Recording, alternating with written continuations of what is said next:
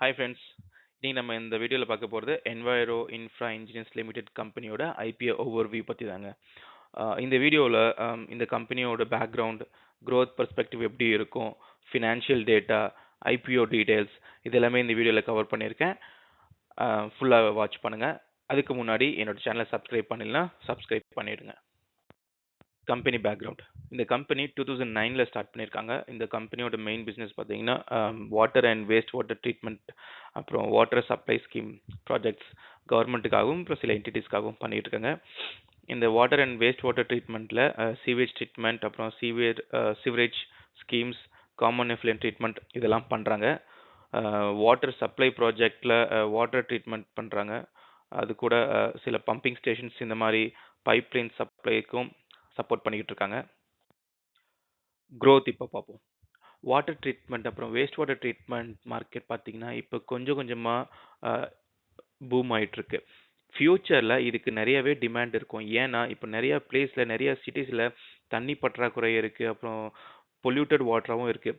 இது எல்லாமே ட்ரீட்மெண்ட் பண்ணி ரீயூஸ் பண்ணுறதுக்கு நிறைய சொசைட்டிஸ், நிறைய கம்பெனிஸ் எல்லாமே வந்து ப்ராஜெக்ட்ஸை இந்த மாதிரி கம்பெனிஸ்க்கு கொடுக்குறாங்க. அது மட்டும் இல்லாமல் கவர்மெண்ட்டும் சில டெண்டர்ஸை விட்டு இந்த மாதிரி ரிவரை க்ளீன் பண்ணுறது, பொல்யூட்டடான ரிவரை க்ளீன் பண்ணுறது, அப்புறம் மற்ற சப்போர்ட்ஸ்க்காக இந்த மாதிரி கம்பெனிஸ்க்கு டெண்டர் விடும்போது அதுலேயும் நீங்கள் பார்ட்டிசிபேட் பண்ணி இந்த டெண்டரை எடுத்துக்கலாம். அந்த மாதிரி தான் ஸ்வச் பாரத் அபியான், அப்புறம் நமாமி கங்கை ப்ராஜெக்ட்ஸ் எல்லாமே இந்த கம்பெனி எடுத்திருக்காங்க.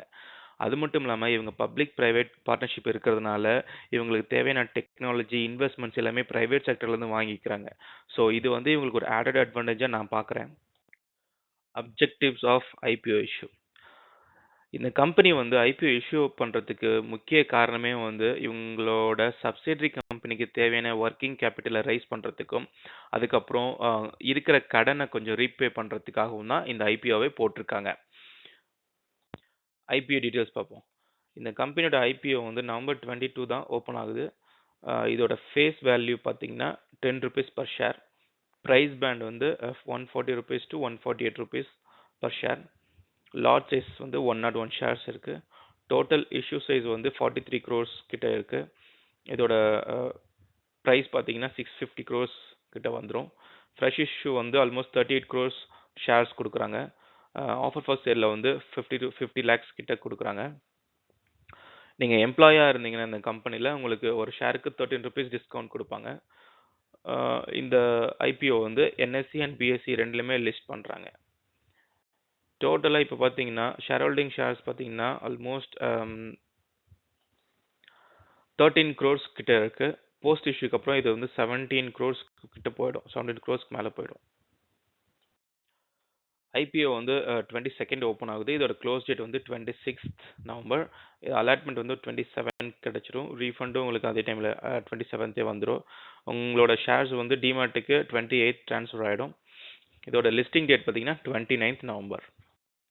இந்த ஐபிஓட ஷேர்ஸை இன்வெஸ்டருக்கு எப்படி ஆஃபர் பண்ணியிருக்காங்கன்னு பார்த்தீங்கன்னா QIBக்கு 50% ஆஃபர் பண்ணியிருக்காங்க. ரீட்டைல் ஷேர்ஸ், அதாவது நம்ம இன்வெஸ்ட் பண்ணுறதுக்கு 35% ஆஃபர் பண்ணியிருக்காங்க. NIIக்கு 15% ஆஃபர் பண்ணியிருக்காங்க.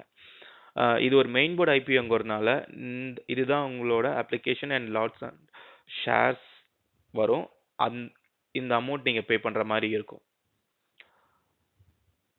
ப்ரொமோட்டர்ஸ் பார்த்தீங்கன்னா உங்களுக்கு எல்லாமே ஜெயின் ஃபேமிலியோ தான் இந்த கம்பெனியோட ப்ரொமோட்டர்ஸ். இவங்களோட ஷேர் ஹோல்டிங் ப்ரீ இஷ்யூ 93.66% இருக்கு. போஸ்ட் இஷ்யூக்கு அப்புறம் இன்னும் டேட்டா அனௌன்ஸ் பண்ணலை. அதை நான் வந்தோன்னே உங்களுக்கு நான் அப்டேட் பண்ணுறேன். வாங்க ஃபினான்ஷியல் இன்ஃபர்மேஷன் எப்படின்னு பார்ப்போம். 22ல் இந்த கம்பெனியோட அசெட் வேல்யூ 148 crores கிட்ட இருந்திருக்கு. இதோட பாரோயிங் லெவல் 18 crores கிட்ட தான் இருந்திருக்கு. அப்புறம் ப்ராஃபிட் ஆஃப்டர் டேக்ஸ் பார்த்தீங்கன்னா 34 crores கிட்ட வந்திருக்கு. அண்ட் 23ல் பார்த்தீங்கன்னா அப்படியே டபுள் ஆகிருக்கு. 347 crores அசெட்ஸ் இருந்திருக்கு. Revenue 341 crores. இதோட ப்ராஃபிட் ஆஃப்டர் டேக்ஸ் 55 கிட்ட இருக்கு.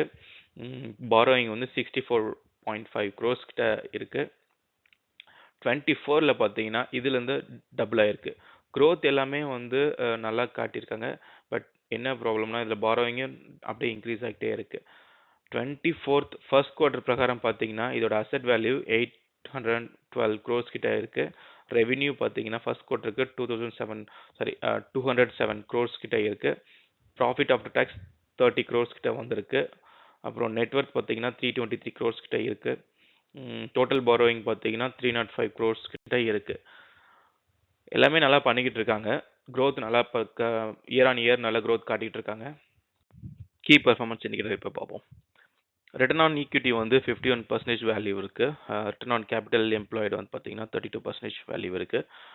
டெப்ட் ஈக்விட்டி ரேஷியோ பார்த்தீங்கன்னா 0.8 இருக்கு. 1 கீழே இருந்தாவே நல்ல ரேஷியோ தான். ரிட்டர்ன் ஆன் நெட்வொர்க் பார்த்தீங்கன்னா 37.83 வேல்யூ பர்சன்டேஜ் கிட்ட இருக்கு. ப்ரைஸ் டு புக் வேல்யூ பார்த்தீங்கன்னா 6.89 இருக்கு. ப்ராஃபிட் ஆஃப்டர் டேக்ஸ் மார்ஜின் வந்து 15% கிட்ட இருக்கு.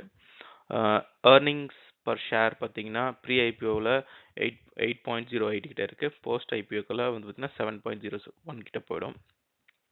ப்ரைஸ் டு ஏர்னிங்ஸ் பார்த்தீங்கன்னா 18.32 இப்போ இருக்கு. போஸ்ட் ஐபிஓக்கு அப்புறம் 21.1 இன்க்ரீஸ் ஆகிடும். இந்த ஐபிஓட கிரே மார்க்கெட் ப்ரீமியம் பார்த்தீங்கன்னா 19th and 20th நவம்பரில் 15 ருபீஸ்னு ட்ரேட் ஆகிட்டு இருக்கு. இதோட எக்ஸ்பெக்டட் ரிட்டர்ன்ஸ் வந்து 10% அடிஷ்னலில் வரும். ஃபார் எக்ஸாம்பிள் 15,000 நீங்கள் இன்வெஸ்ட் பண்ணீங்கன்னா மினிமம் ரீட்டைல் கேட்டகரியில் உங்களுக்கு வந்து 16,500 வரும். அப்ளை ஆர் அவாய்ட் நம்ம பார்த்த டீட்டெயில்ஸ்லாம் வச்சு கம்பேர் பண்ணி செக் பண்ணும்போது இயர் ஆன் இயர் இவங்க நல்லாவே க்ரோத் காட்டியிருக்காங்க. அதே சமயத்தில் இவங்களோட பாரோயிங் லெவலில் இன்க்ரீஸ் ஆகிட்டே இருக்கு. பாரோயிங் லெவல் இன்க்ரீஸ் ஆகிறதுனால இவங்களோட கேபிட்டல் இன்கம்க்கு வந்து கொஞ்சம் ரிஸ்க் ஜாஸ்தியாகவே இருக்குது. அது மட்டும் இல்லாமல் இவங்க வந்து கவர்மெண்ட் ப்ராஜெக்ட்ஸ் எடுத்து ஒர்க் பண்ணிக்கிறதுனால சப்போஸ் ஃப்யூச்சரில் வந்து இவங்களுக்கு கிடைக்கல, கவர்மெண்ட் ப்ராஜெக்ட்ஸே கிடைக்கல அப்படின்னா அதுவும் இவங்களோட ஃபினான்ஷியல் க்ரோத்தை வந்து அஃபெக்ட் பண்ணும். இன்னொன்று இவங்களோட ஐபிஓ ப்ரைஸ் பிராண்ட் வந்து 148 ரைட் 148 ருபீஸ். அது வந்து கொஞ்சம் மற்ற கம்பெடிட்டர் கம்பெனியை கம்பேர் பண்ணும்போது கொஞ்சம் ஜாஸ்தியாகவே இருக்குது. இதுவே இது ப்ரைஸ் பிராண்ட் வந்து 100 to 110 ருபீஸ் வச்சுருந்தாங்கன்னா ஷார்ட் டேர்ம் க்ரோத்தும் நல்லாவே இருந்திருக்கும். அதோட ப்ரைஸ் க்ரோத் ஆகிறதுக்கும் நல்லாவே ஒரு ஆப்ஷன் இருந்திருக்கும். பட் இப்போ இந்த ஆப்ஷன் இல்லை. அவங்களே இவங்க வேல்யூலாம் கன்சிடர் பண்ணி அவங்க ப்ராஃபிட்டுக்காக அவங்க எடுத்து வச்சுருக்காங்க.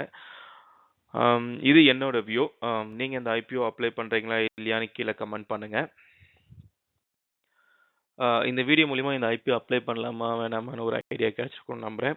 இதேமாரி நிறைய நான் ஐபிஓ வீடியோஸும் போட்டுக்கிட்டு இருக்கேன். அது மட்டும் இல்லாமல் மியூச்சுவல் ஃபண்ட்ஸ் பற்றி இன்னும் வீடியோஸும் நான் போட்டிருக்கேன். இந்த மாதிரி வீடியோஸ் உங்களுக்கு கண்டினியூஸாக வேணும் அப்படின்னா என்னோட சேனலை சப்ஸ்கிரைப் பண்ணிக்கோங்க. அப்படியே இந்த வீடியோ லைக் பண்ணி உங்கள் ஃப்ரெண்ட்ஸ்க்கும் ஷேர் பண்ணுங்கள். Thank you friends. பாய்.